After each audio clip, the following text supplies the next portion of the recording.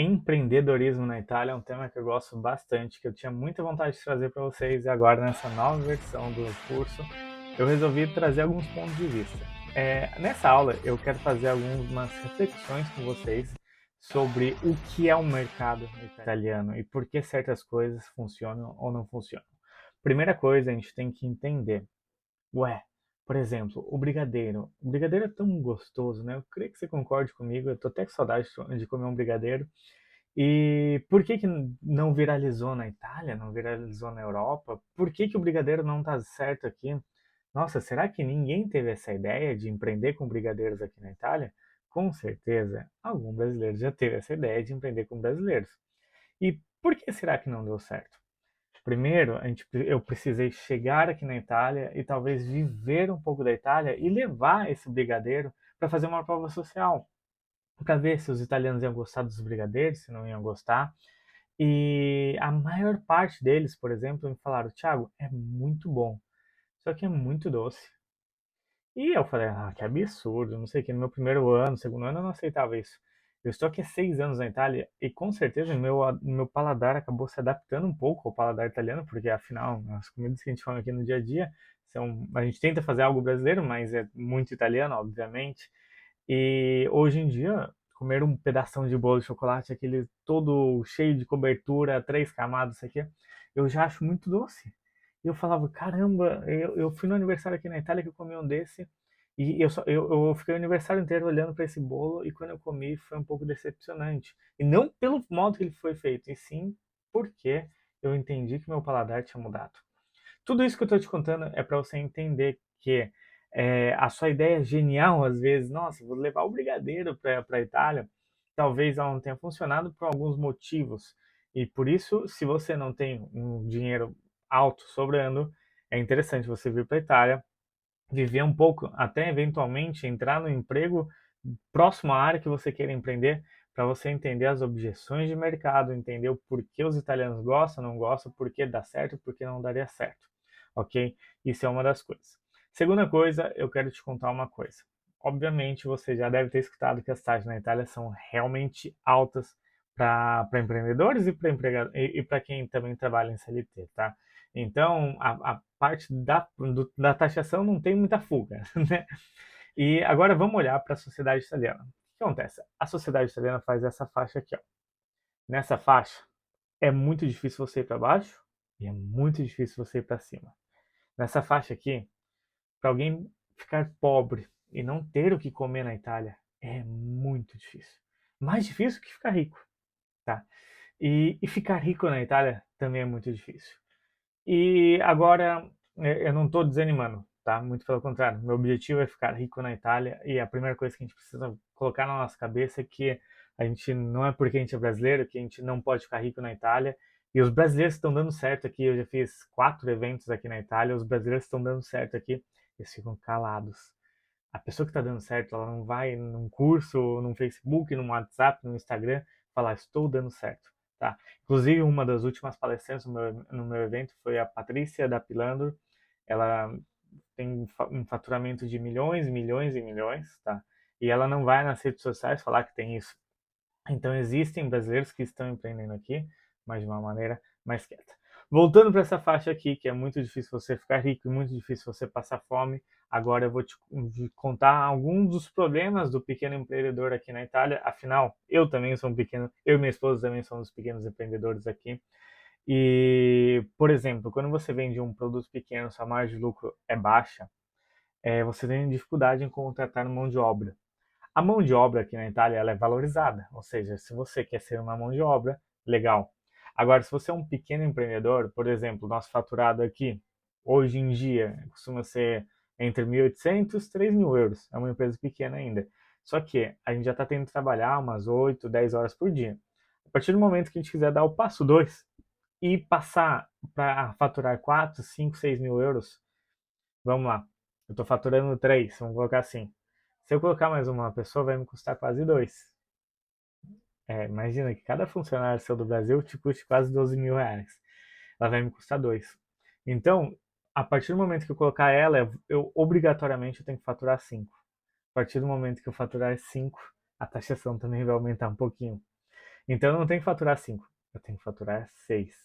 Então o próximo passo acaba sendo muito dolorido e ardido para esse pequenininho empreendedor, como é esse negócio que minha esposa tem e eu cuido dos bastidores ali. Essa é a primeira coisa. Só que nosso primeiro passo não pode ser com um vendedor ou um atendente ou algo assim. Tiago, não é que a pessoa. Entenda que a pessoa não vai receber esses 2.000 euros, mas para a empresa ela vai custar esses 2.000 euros. Então, esse próximo passo, quando eu decidir contratar alguém, eu vou ter que investir bastante para visar um faturado bem grande. Tá? Essa é uma primeira coisa. No Brasil, infelizmente, a mão de obra é muito desvalorizada e com 1.500, 2.000 reais, 4.000, 2.000, 3.000 reais você encontra uma pessoa que trabalha 8 horas por dia no seu negócio e que vai dar o máximo dela e você pode contratar 2, 3, 4 pessoas a 2.000 reais e crescer o seu negócio e alavancar. Aqui acaba sendo muito mais difícil. Em contrapartida, como a gente tem essa dificuldade no crescimento, sabe o que as empresas costumam implementar? Tecnologia.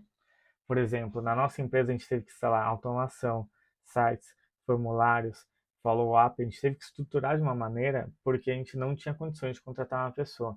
Então, e um dos motivos que a tecnologia chega muito forte na Europa também é isso, tá?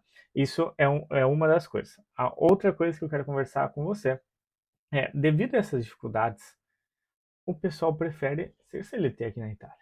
E não tem problema ser CLT na Itália. Eu diria que a vida do CLT na Itália, o governo e a situação contribui muito mais. É pelo fato de muita gente optar a ser CLT, a concorrência do mercado despenca. Despenca. No Brasil, você abre um negócio, se o seu negócio estiver indo bem, vai abrir outros 10. E a concorrência vai ser animal. Você vai brigar por preço e o brasileiro ele não é fiel. Ele briga por preço. Tá?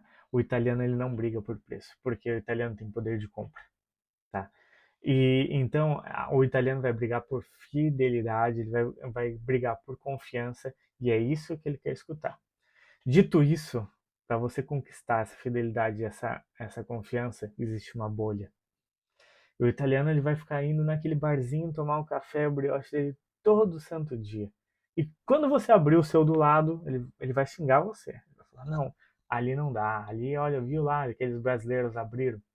Só que vai ter um dia que esse lugar que ele toma, quando toma um café brioche, vai estar fechado. Porque o ritmo aqui é mais lento. Talvez você não esteja fechado. E ele vai ter que dar um pulo em você. Quando ele perceber que seu café é bom, seu atendimento é diferenciado, provavelmente, se ele foi uma, duas, 3 vezes, você ganhou esse cliente para os próximos 10, 15 anos. Tá? E é um pouco essa a mentalidade italiana. A gente, no mercado, vamos lá, no Brasil, o brasileiro é muito mais maleável. Você abriu um bar legal na cidade, todo mundo vai lá naquele bar, 6 meses, abriu um bar diferente, ou ele foi vendido, ou caiu o auge, tá? O italiano, ele é muito mais fiel. O brasileiro, ele não é fiel, ele gosta do preço. Se o seu preço é melhor, vou em você. Se a sua cerveja estiver 2 reais mais barata do que aquele bar ali, eu vou no seu bar. Entendeu? Então o brasileiro, ele olha o preço, justamente porque o poder de compra do brasileiro é menor. O italiano, ele olha um pouco os valores, a confiança, tá? Então, para a gente entrar, furar a barreira do mercado, do empreendedorismo italiano, é muito mais difícil do que furar a barreira do brasileiro. Em compensação, se manter é muito mais fácil. Só que daí a gente tem um problema de uma escala, da escala que a gente está falando, que eu comparei ali. Escalar o seu negócio no Brasil é muito mais fácil. Escalar seu negócio aqui na Itália é um pouco mais difícil. Justamente porque a gente tem essa divisão. Quando você começa a faturar bastante, acaba aumentando as taxas e te colocando aqui. Chega um certo momento que para você está faturando 10.000 euros, no seu bolso vai entrar 6,5. Entendeu o que eu tô falando? Então eles vão te colocando ali. Então quando alguém fala, ganho 6,5, na verdade ela tá ganhando 10, 11, ok?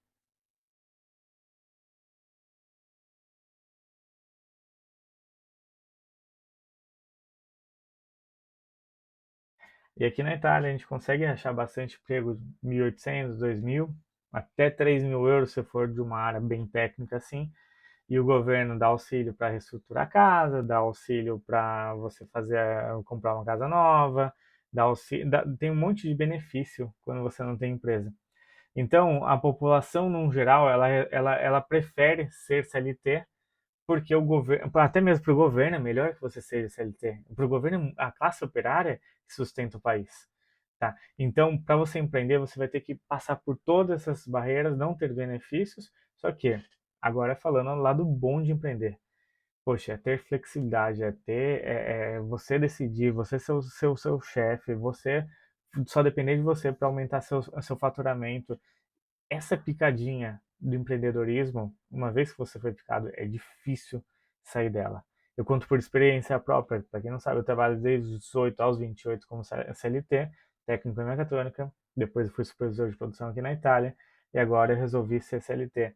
CLT, morando sozinho no exterior, é, ela te leva para dois caminhos.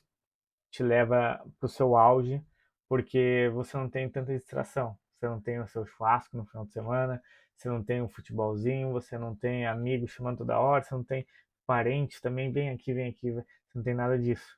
E quando você não tem nada disso, você dá alma, dá vontade pro seu negócio. Dito isso, a única maneira de você realmente ficar rico na Itália é empreendendo. Sendo CLT, você consegue uma vida principalmente em casal, tá?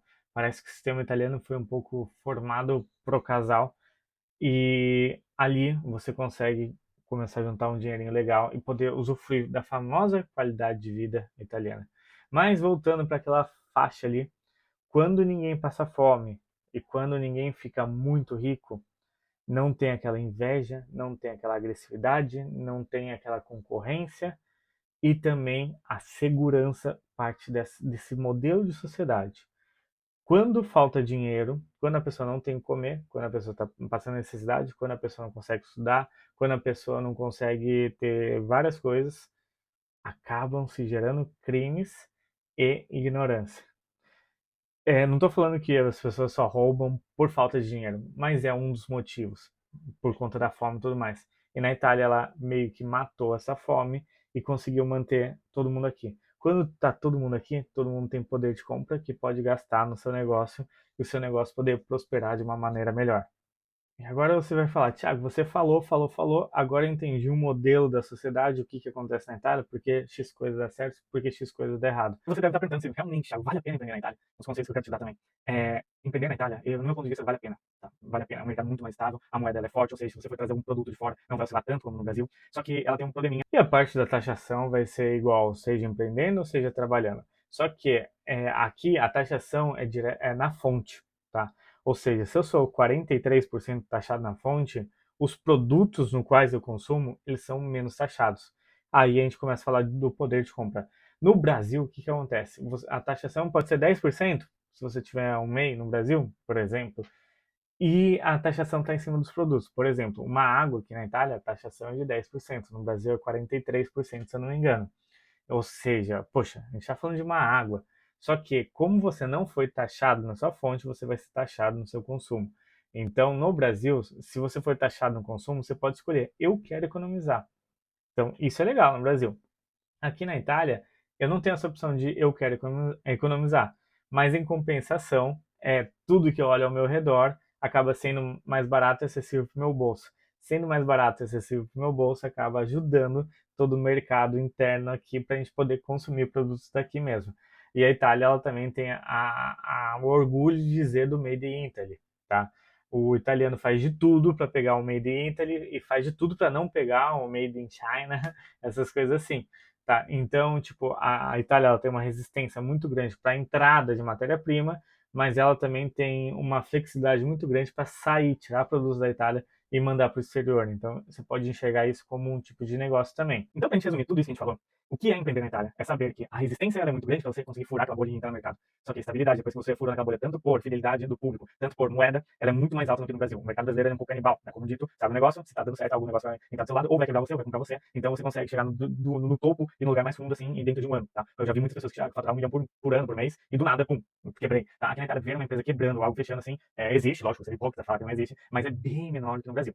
Enfim, essa aqui é uma das aulas que a gente vai ter para a gente poder refletir um pouco sobre o que é a sociedade italiana, para ver vale a pena investir ou não. E já já a gente vai entrar com termos mais técnicos, mas eu queria trazer essa noção de sociedade para vocês, essa noção de impostos, crescimento, microempresa, empresa maior, tudo mais, a potência do mercado, a potência que não é. Obviamente, a gente vai ter que entrar em aulas do tipo, tal negócio funciona melhor em tal região, vice-versa.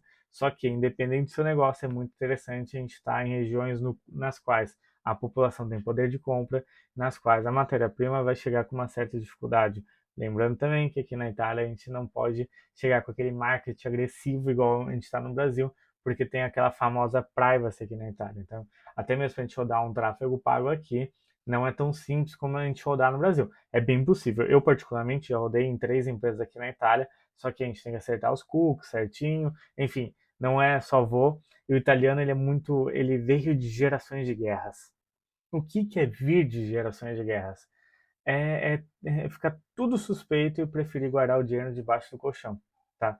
O italiano em si é uma população onde a taxa de natalidade é uma das piores do mundo, então é uma população mais velha, e que essa população mais velha também veio de gerações que viveram, presenciaram a guerra aqui. Então, por exemplo, para a gente captar um lead, captar um contato aqui na Itália é muito mais difícil do que no Brasil, porque o italiano ele está acostumado com a furbice, né? Das pessoas quererem dar golpe e tudo mais, então ele tem uma resistência muito grande para se entregar nisso. Em compensação, no mundo do marketing, dos anúncios, a gente está anos-luz na frente. Então isso pode criar uma oportunidade para a gente empreender em algum setor interessante aqui. E também é uma das coisas que é um pouco triste dizer, mas dependendo do tipo de serviço, o italiano preserva o italiano mesmo. Quando que ele vai mudar de time? Quando você oferecer um serviço melhor, mais completo, mais veloz e por um preço legal, entendeu? Então, isso vai acontecer aqui na Itália, tá? Eu vejo, por exemplo, tem um mercadinho de frutas aqui perto de casa, são de marroquinos, e eles abrem todo dia e não fecham na hora do almoço e tudo mais. Já tem um italiano que ele fecha do meio-dia às 3 horas da tarde e sábado e domingo não abre. Então, tipo, você pode ser o mais italiano que for, mas você vê esse tipo de negócio aqui que esse marroquino abriu aqui de frutas, é uma tendência muito grande você ir para lá, tá? Mas isso está relacionado também com a qualidade de vida. E a qualidade de vida aqui na Itália, até mesmo os empreendedores aqui falam, não, eu tenho um restaurante, mas eu vou fechar 20 dias e não estou nem aí, vou fechar meu restaurante. E quando toda a sociedade entra nessa pegada, não é mais assustador. Se eu tô falando para você agora que um restaurante fecha 20 dias, você vai falar, caramba, que absurdo. Mas isso está ligado com a qualidade de vida. Eu sei que no Brasil talvez você tenha visto um restaurante que você nunca viu fechado mais de 2 dias. E aqui imagina para o proprietário, né? Eles trabalham também muito na base da reserva. Se você não reservou, você não vai. Isso pode incomodar muito o brasileiro, mas imagina você dono de um restaurante e você tem todas as suas reservas assim. Você fala, hoje eu vou ter 43 pessoas. Então eu vou descongelar a comida para 43 pessoas, eu vou comprar comida para 43 pessoas, eu vou chamar 2 funcionários a mais, porque vai ter uma demanda maior hoje. Ou seja, olha que maravilhoso para o proprietário abrir um negócio, não desperdiçar comida, saber quanto tem que comprar, quanto tem que gastar, porque teve aquela famosa reserva.